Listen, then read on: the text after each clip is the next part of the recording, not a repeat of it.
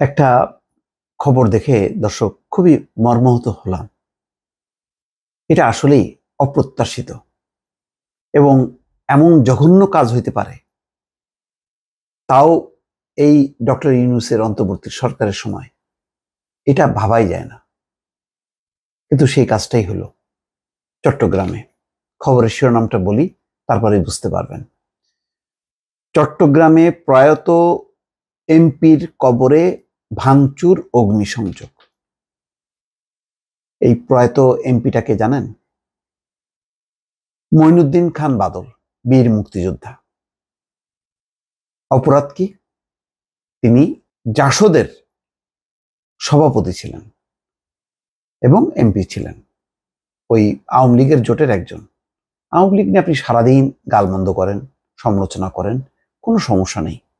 তাই বলে আপনি কবর ভাঙচুর করবেন, অগ্নিসংযোগ করবেন, সেটা জ্বলতে থাকবে। এবং তার স্ত্রী মানে যে কথাটা বলছে, মানে সেলিনা খান, তিনি বলছেন যে একটি নিরপেক্ষ সরকারের আমলে যদি মানুষ কবরেও শান্তিতে থাকতে না পারে, তাহলে আমরা কোথায় যাব?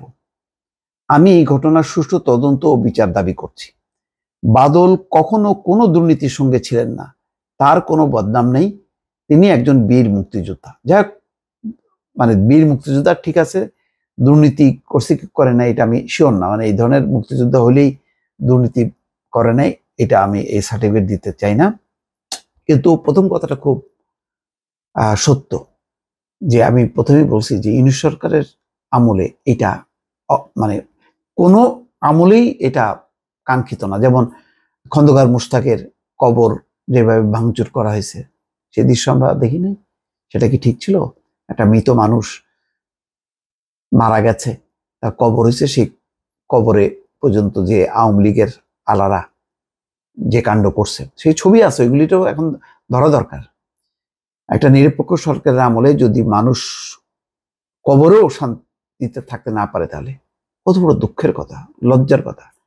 আমার মনে হয় এগুলি হইল যে মানে গোপালগঞ্জ থেরাপি দেওয়ার দরকার।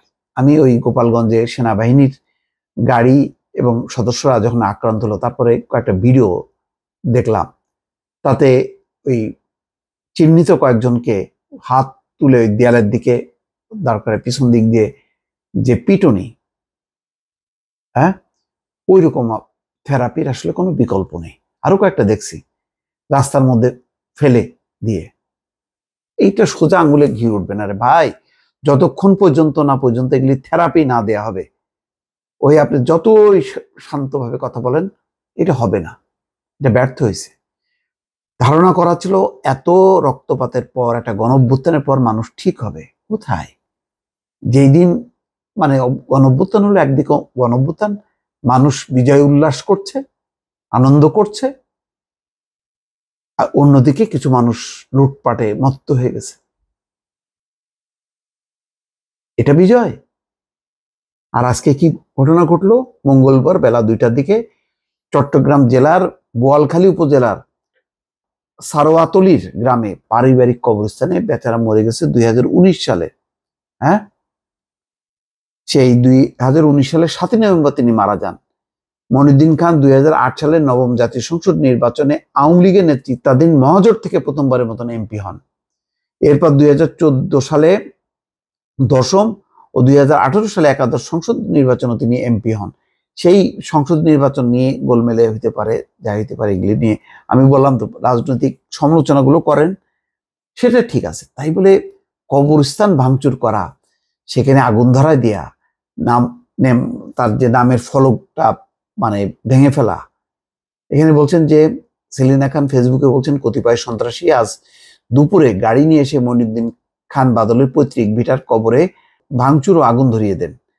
এখন কবরেও মানুষ শান্তিতে থাকতে পারবে না। ফেসবুক শেয়ার করা ছবি ও ভিডিওতে দেখা যায় কবরের উপর আগুন জ্বলছে।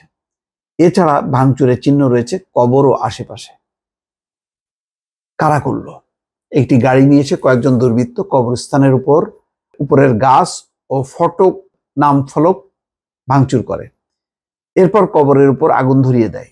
আমরা কেউ ছিলাম না, বিষয়টি থানায় জানানো হয়েছে। এবং বোয়ালখালী থানার ওসি গোলাম সরোয়ার স্বীকার করছেন যে কিছু দুষ্কৃতিকারী কবরে ভাঙচুর ও আগুন লাগিয়েছে। অভিযোগ শুনে ঘটনাস্থলে গিয়ে ঘটনার সত্যতা পাওয়া গেছে, বিষয়টি তদন্ত চলছে। ভাই, এটা সিরিয়াসলি তদন্ত করতে হবে এবং প্রত্যেকটাকে ধরে গোপালগঞ্জ থেরাপি একদম অনিবার্য হয়ে গেছে। বিচার পরে করেন, আগে থেরাপিটা দেন, থেরাপি দিয়ে তারপরে বিচারে নিয়ে যান।